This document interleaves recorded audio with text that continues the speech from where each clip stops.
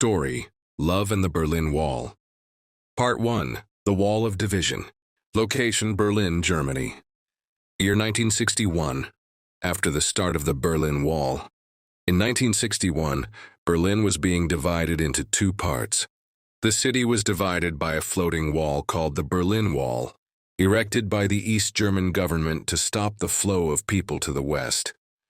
In the midst of this tense situation, 27-year-old Matthias Keller, a former East German soldier, was assigned to work as a courier and secret police officer at Checkpoint Charlie, a major crossing point for foreign and diplomatic personnel from east to west. Matthias was a quiet man with a history of loyalty to the state. But deep down, he began to question what he called freedom. He knew for sure that the wall did not protect the country. It was the imprisonment of an entire people. On a secret information exchange network, Matthias met a West German woman named Anna Vogel. He was an English teacher who worked for an NGO that helped refugees and displaced families. When they first met, while translating a document at the border crossing, Anna almost forgot her way back. Matthias did the same. He looked at the camera lens and saw something spark in her eyes. They didn't say much at the time, but love was like the first spark of a candle, to light it in the dark.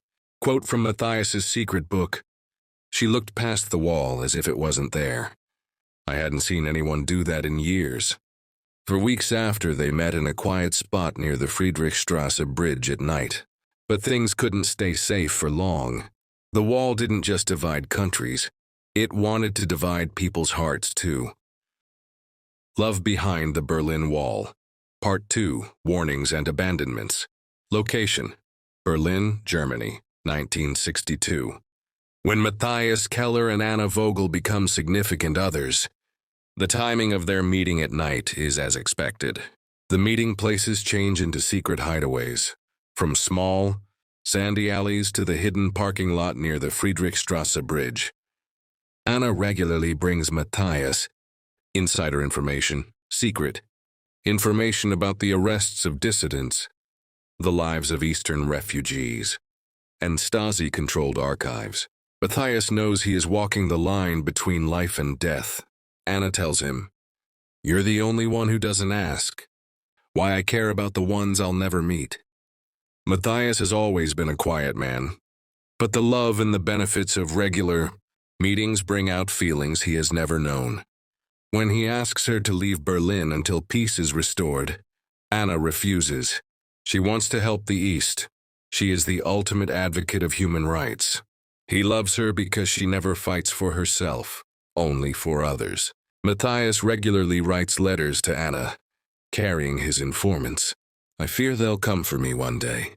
But even then, I'll never regret holding your hand in the dark."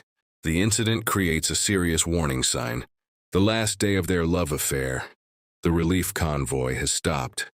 In the light rain and dark clouds, Matthias sends Anna a little further away. He soon realizes that someone is watching her. He leaves a message of love: "Don't return. If I vanish, remember, love didn't end, it changed form." But when Matthias returns to his room that night, he finds the door ajar. The book and the letter are gone. The Stasi arrive. Love Behind the Berlin Wall. Part 3: The Radical Plan. Location: East Berlin, 1963. Situation: Matthias is arrested by the Stasi.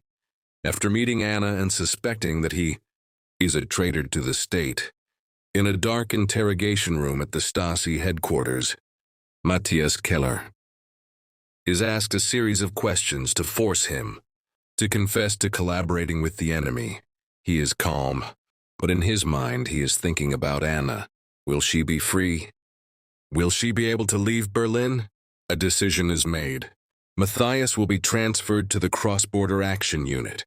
If he can leave, he will send a message back to Anna via a secret channel he trusts. If he fails, he will lose his freedom or his life. Event: Escape Attempt. Matthias carries out his plan. One evening, while the bosses are inspecting the archive, he drives the delivery van down a small road. Among the tinted glass and the sound of the rain, he saw the signs of old security booths and the old back roads leading to the wall. There, someone was waiting, Anna's informant. He received a letter, a shadowy photograph of her standing by a payphone in West Berlin. A woman with black eyes that he could never forget.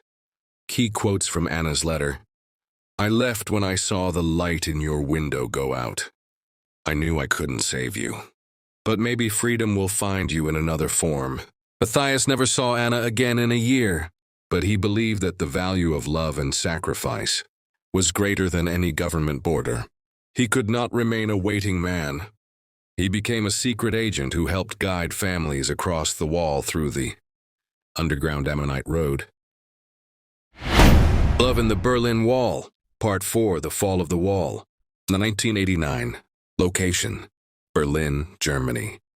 November 9, 1989. After more than 28 years of division, the so-called Berlin Wall fell. East and West were thrilled to stand together at the border crossing that had been a place of fear and uncertainty. Matthias Keller, twice the age he was when his love affair began in 1961, stood on the western side of the city. He was not a prisoner. He was a living, breathing man.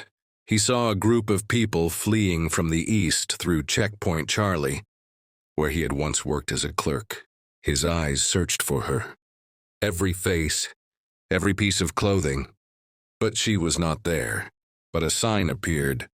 At the end of the southern street, Matthias saw a woman with a daughter, about 2 years old.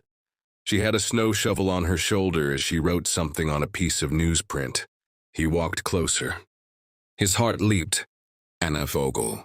He wasn't as old as the image in his mind, but his eyes, those eyes were the same as the day he first saw her, while her daughter was holding the letter her mother had written in her hand.